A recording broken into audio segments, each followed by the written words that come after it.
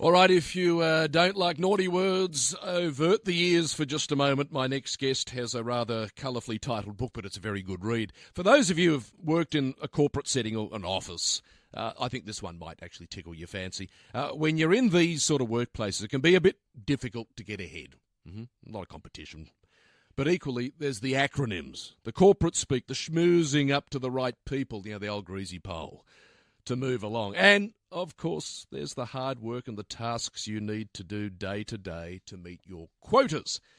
Well, with all of this together, it can be a very complicated, very confusing sort of thing to navigate. But thankfully, there's something of a self-help book. It's sort of, economics for dummies, that's just been released, although I must say the advice within these pages I think is a little tongue-in-cheek, but there again, irony is the new fact. Two Australian comedians, Charles Firth and James Schloeffel, have put pen to paper, as it were, and they've borrowed heavily from audience interaction. I don't know if they've credited the audience, but you've got to make a quid somehow. And they've created this new book. It's called, block the ears, kids, Wankernomics. It's a good title because you're not going to forget it. Anyway, it's marketed to help people advance in their workplaces, how to nail skills like writing emails, how to speak to your colleagues, all of the actually important stuff you need. And there's a phrase for that. Fake it till you make it. Anyway, it's a good read, and I'm delighted to say the comedian, the co-author, Charles Firth, with me in the studio. G'day, Charles. Hello, Michael. Thanks for coming in. Well, thanks for touching base and circling back here. Yeah. Well done. What is it with all of this corporate, it's gobbledygook, really. Yes. Where did that come? Is it American? Well, I think the thing is you've got to talk like. I think it does come from America, but the truth is that everyone talks like that at work nowadays, and so you have to do it. You just simply won't get ahead unless you are circling back and touching base and synergizing the deliverables moving forward with some KPIs. Yes. And so the point of our book is to say, look, it may all be rubbish, right? But you still got to learn it, because that's the only way you're going to get ahead. Well, it's the rhetoric of the workplace, isn't it? Yeah, that's right. It's the lingua franca. It's almost like a costume. I think the truth is that you go into work, nobody knows what they're doing. Everyone's still just a 14-year-old kid completely out of their depth. But using complicated language and all these sort of acronyms and everything like that actually is like dressing up in a costume and saying, oh, no, I do actually fit in here. I've got the uniform on. Yeah, exactly. Yeah. So it's about belonging, to use almost another one of those terms, right? Yes. But we sort of just go into it. And that is absolutely true, because every enterprise has their own acronyms. It's not enough to just have the standard sort of acronyms, but actually they all follow the and we actually teach this in the book, MEAFA, which means make everything an acronym. The F stands for something. Something. Fruitful. Fruitful, yeah. Make everything a fruitful acronym. But yeah, so every industry has their own acronyms, and then suddenly, once you're part of that club and you can talk in acronyms, you can just rise through the ranks, and everyone else is excluded.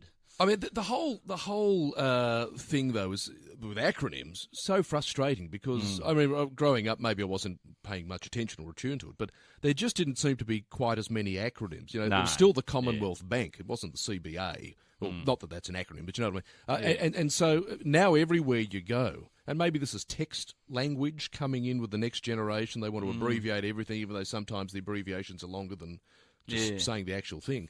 But it's become part of the way we communicate. Yeah, I actually have a theory on this, which is I think what you've got to do is, even though acronyms sort of supposedly make things shorter, it's actually about making things longer, because you've got to not just do the acronym, you've then got to explain what the acronym is to people. And the point is, if you just spoke really clearly, you'd actually get all your work done by about 9:30 every morning. You'd be able to go home. But the entire capitalist system would collapse, right? You can't have everyone just turning up doing half an hour's work and getting everything done. Well, productivity would improve. Yeah, productivity would improve, but think of all the cafes that would go broke. The whole capitalist system wouldn't work. But by having all these sort of, complicated words and acronyms, you can stay around till 4, 5, 6, 7 at night, and then it keeps the whole system churning along. It does. I wonder if people listening have sort of come across all of this in their workplaces, whatever it might be. I don't know if it's as bad as in, say, hospitality in cafes and things like that. I don't think the baristas are big on the acronyms. Mind you, that actually could boost productivity. Instead of having a skinny, flat, white soy caramel latte, if you just have the SK whatever. You know. Well, that does happen on your coffee cup, doesn't it? Like, you always see SFW. Yeah. And I said, what are they trying to say about me? Is that not safe for work? Maybe it's something else. I think the F you mentioned earlier might be part of it. I mean, I don't know if all those years with the Chaser informed any of this, but I mean, obviously that natural comedic talent comes through. But we were speaking off air about all the time you had in the US and yes. I mean, that wrote itself, really, didn't it? You just had a roving microphone. Yeah, well, I kind of feel like I invented making fun of Americans. But, it was absolutely true. We'd go down to the South and you'd be talking to this was back in the Bush era. Remember the good old days when the only war we had was the one in the Middle East? Yeah. Oh, hang on. Remember? Oh, wait. Yeah. But... and you go and talk to Bush supporters, and you just put a microphone in front of them, ask them what date September 11 happened, and they wouldn't know. I was going to say, you could ask Bush where Iraq was. Yeah, maybe he wouldn't know either. Yeah. That's another story. But I mean, really, you think about what TikTok is now and what a lot of social media is, this random interaction with strangers. Yes. I mean, you guys pretty much invented that. Yeah, we invented Should have TikTok. patented that. I know. You wouldn't need to write books. You know what our mistake was, though, Michael? Well, you're the ABC. And we filmed... well, that's a huge mistake. Big mistake there. Anyway. No, we filmed it in horizontal. If we'd just filmed it in vertical, the kids would have loved it. True. You know what I mean? That's right. That was our huge mistake. Yes, that's right. They're all looking at our content now on TikTok, going, "Why is it up? To one side? Why do I have to turn my phone?"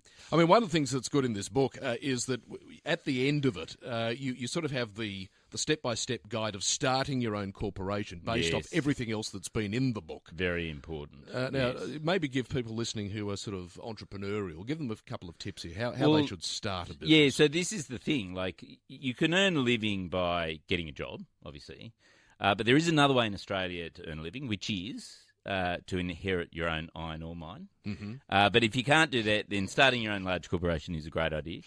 And to do that... I mean, there's a few steps. The first one, I think, is to define your values, because it's very important. Values. Yeah, you need values. Yeah. And the way you do that, it's actually quite simple. You don't have to live up to them, though, do you, surely? No, you don't do the values, Michael. Oh, good. No, you just have them. You write them down. It's on the website. Yeah, you put them on the website. Maybe put them in the office kitchen. Okay. In front, next to the "Your mum doesn't work here" sign. Right. And then you never talk about them ever again. That's how you do the values. What are you talking about? And the way you do your values is very, very complicated procedure. Actually, what you do is you hold an off-site workshop. You write down 5 words like respect, integrity. Curious is a good one, because just something a bit quirky. Yeah. What else? Honesty. Yeah. Did we say integrity? Oh. Do it again. Do it again. Oh, yeah. Just to emphasise it. Yeah, that's right. Put that in capitals. And then what you do, you put them in a hat. You pull out 5, and then you write them down. That's it. And you put them near, they're all in separate coloured boxes or something, right? It's yes. You've got to have the colours. I know, and you've got to have a nice font as well, I think. Maybe a star or one of those circles. One leads to the next. And yes, a flow chart. Yes, because the circle's never broken, right? Yes. And nor are we. And yes. Okay. So, you've got and then you also need a purpose statement and mission statement. Well, that's a given. And a North Star nowadays. See, like in the old days, the purpose statement needed not to be said. It was make lots of money and pay the workers as little as possible doing so. Well, that is, but you don't say that. But you don't say it.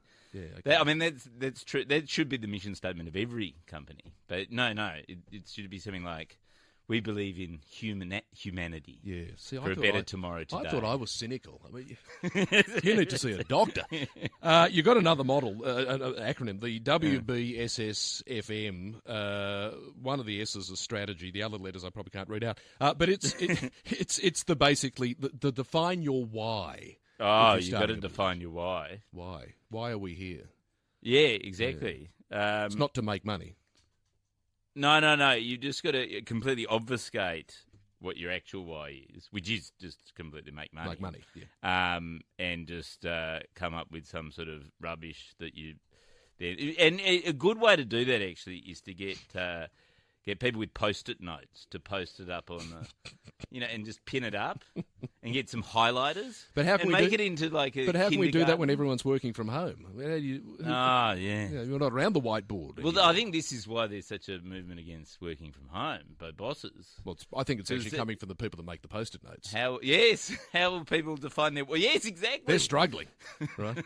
I love the logo. That's great. I love the Wankernomics logo, though. And at the back, you've got a little image here of a logo that you've suggested that, it's sort of a go-to. It's basically just a circle. It's just a circle, but it costs $20 million Well, you had create.